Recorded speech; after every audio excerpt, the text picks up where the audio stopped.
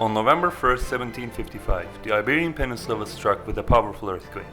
The earthquake, which was followed by a devastating tsunami, brought about a significant destruction of Portuguese cities, most importantly the capital of the empire, Lisbon. The consequences of the earthquake were to be far-reaching. We will focus on the regional consequences of the earthquake on the Iberian Peninsula in the years immediately following the earthquake from the perspectives of economics and politics, and the broader impact of the event on the philosophy of the Age of Enlightenment in the 18th century Europe will provide the perspective of philosophy. It will be argued that the earthquake not only devastated the economic output of the Portuguese Empire, but also set the stage for Sebastião José de Carvalho Melo, the future first Marquis of Pombal, who was effectively the prime minister of the empire under the rule of King Joseph I, to distinguish himself politically and be named Secretary of State on the brink of the 7 Years' War. It further initiated heated discourse in the philosophy of the Age of Enlightenment, especially with regards to the role of human reason to explain nature and the problem of God's involvement in worldly affairs, specifically the problem of theodicy. The political repercussions of the 1755 Lisbon earthquake were profound, catalyzing the emergence of Sebastião Melo, later titled the Marquis of Pombal, as a central figure in Portuguese governance.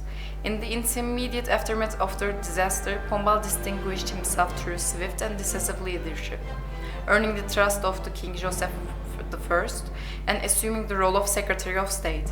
His political authority expanded considerably, positioning him as the effective head of government in the years that followed.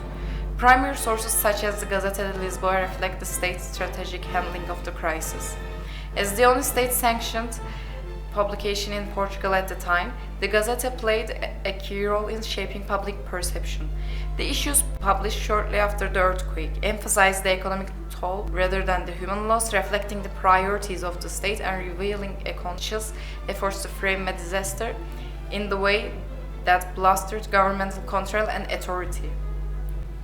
This manipulation of media is critically examined in Araujo, Public Distress and Political Propaganda, which details how Pombal used both domestic and international communication channels to present the monarchy and his own leadership as competent and rational.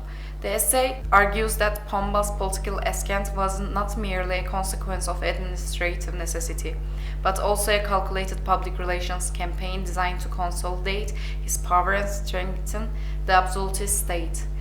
Araujo's The Catastrophe and the Reconstruction further explores how Pombal directed post-earthquake rebuilding efforts.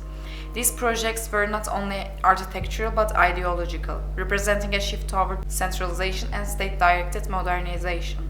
His leadership marked a turning point in the history of Portuguese absolutism, as the disaster provided both the context and justification for reforms that might otherwise have faced resistance. God, the churches have fallen. People are screaming. How do we survive this? Not with prayers, with plans. We bury the dead, we feed the living, we rebuild this city. But this time, by my rules. And who are you to speak so boldly to me? I'm the man who bring order from chaos. Your crown is shaking. Let me hold the ground beneath it.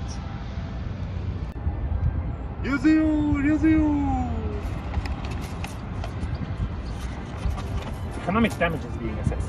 His Majesty's government is responding with strength and clarity.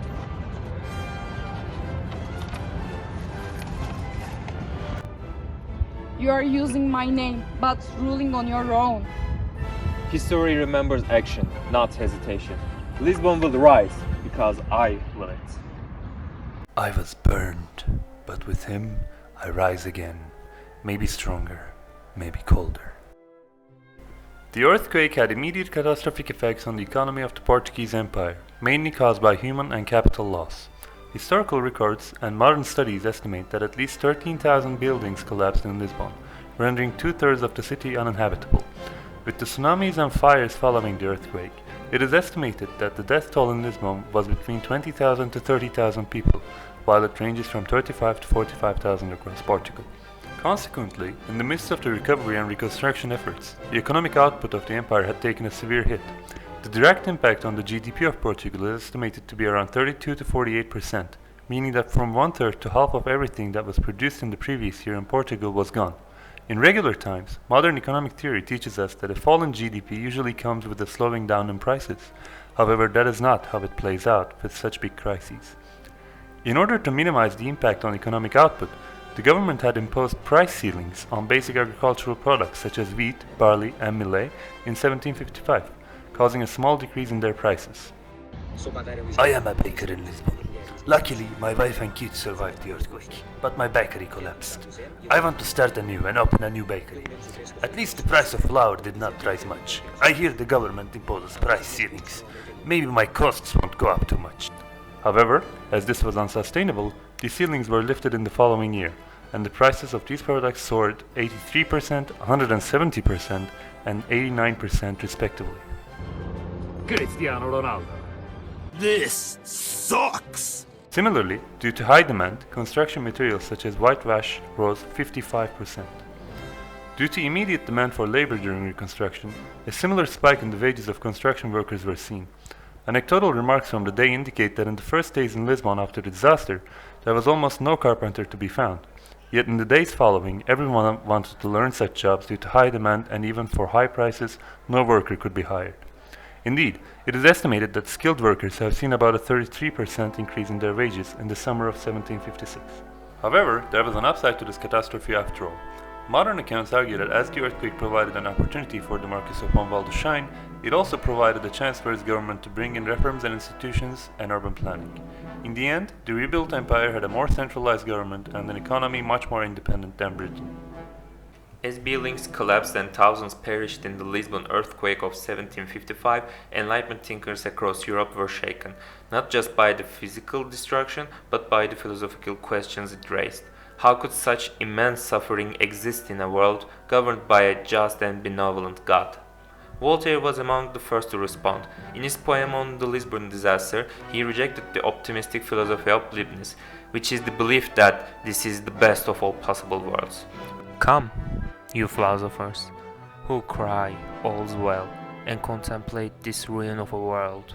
With biting irony, he called on philosophers to face the horrific reality around them. What crime, what sin had those young hearts conceived that lie, bleeding and torn, on mothers' breasts? Through vivid imagery of mothers dying with their children, Voltaire exposed the cruelty of blind optimism. He argued that suffering could not be justified by faith or abstract reasoning, and instead demanded a more honest look at human pain. Rousseau, on the other hand, disagreed. In a letter to Voltaire, he argued that the tragedy was worsened not by divine injustice, but by human decision-making, poor urban planning, overcrowded housing, and social inequality. Everything is good as it leaves the hand of the author of things. Everything degenerates in the hands of man.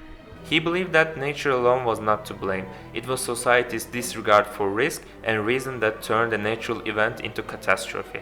Later, in Emily, Rousseau would write that everything is good as it leaves the hands of nature, but becomes corrupted by human institutions, emphasizing the need for reform, not resignation. Meanwhile, in Königsberg, a young Immanuel Kant offered a different perspective. In his 1756 essay on the causes of earthquakes, he proposed a scientific explanation based on underground forces, distancing the event from theological interpretations. We must not drive the origin of earthquakes from moral causes or see them as punishments for the sins of man. Instead, the study of nature must guide us. For Kant, the earthquake marked a turning point. Rather than seeking moral causes, humanity should investigate the natural world through reason and observation. As Sven Erik Larsson's note, Kant's response helped him break from theodicy and contributed to a broader shift toward Enlightenment empiricism. In conclusion, our sources illustrate that the earthquake was not merely a natural catastrophe, but also a political opportunity. The crisis served as a platform for Pombal's rise, allowing him to transform both Lisbon and the administrative structure of the Portuguese Empire. Through strategic media control and authoritative governance, he redefined the state's relationship with its people and its image abroad. The state was rebuilt with a stronger central government, and the economy of Portugal, after it recovered substantially, was much more independent from Britain compared to its pre-earthquake stage. Overall, the Portuguese economy suffered deeply in the years following the earthquake, but in the long run, the earthquake had provided an opportunity for reform.